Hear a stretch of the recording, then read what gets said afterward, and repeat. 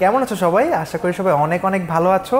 আজকে আমরা যে গল্পটি পড়ব সেই গল্পের নাম রাখালের বুদ্ধি, অর্থাৎ এটি কিন্তু একটি ভিনদেশী রূপকথা। চলো আমরা গল্পটি পড়া শুরু করে দিই।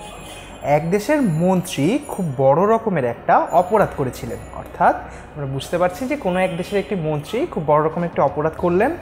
মন্ত্রী সে দেশের রাজার কাছে অনেক ক্ষমা চাইলেন, অর্থাৎ মন্ত্রী তার অপরাধটি বুঝতে পেরে তার রাজার কাছে অনেক ক্ষমা চাইলেন, বললেন অমন ভুল আর কোনোদিন করবেন না। অর্থাৎ তিনি রাজাকে বললেন তার যে ভুলটি হয়েছে এমন ভুল তিনি আর কখনো করবেন না। তখন রাজা বললেন, বেশ, তোমাকে ক্ষমা করব যদি তুমি আমার 3টি প্রশ্নের উত্তর দিতে পারো। অর্থাৎ রাজা তখন তাকে বললেন যে তোমাকে আমি ক্ষমা করতে পারি, কিন্তু তোমাকে ক্ষমা করতে হলে তোমাকে আগে 3টি প্রশ্নের উত্তর দিতে হবে। তোমাকে 3 মাস সময় দিচ্ছি। অর্থাৎ রাজা তাকে 3 মাস সময় দিল এবং বলল এই 3 মাসের মধ্যে 3টি প্রশ্নের উত্তর দিতে। তাহলে চলো বন্ধুরা আমরা দেখি প্রশ্নগুলো কি। প্রথম প্রশ্ন, অর্থাৎ প্রথম প্রশ্নটি হচ্ছে কতদিনে আমার মৃত্যু হবে। দ্বিতীয় প্রশ্ন, ঠিক কত সময়ে আমি পৃথিবী ঘুরে আসতে পারবো।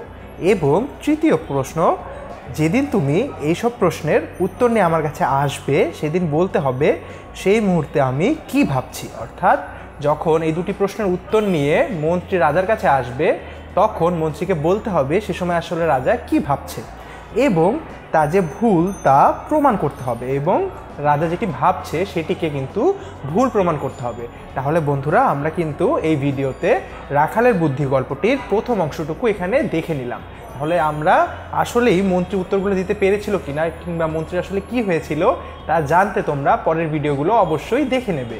কোনো প্রশ্ন থাকলে বন্ধুরা আমাদেরকে অবশ্যই কমেন্ট সেকশনে জানিয়ে দেবে। ধন্যবাদ বন্ধুরা।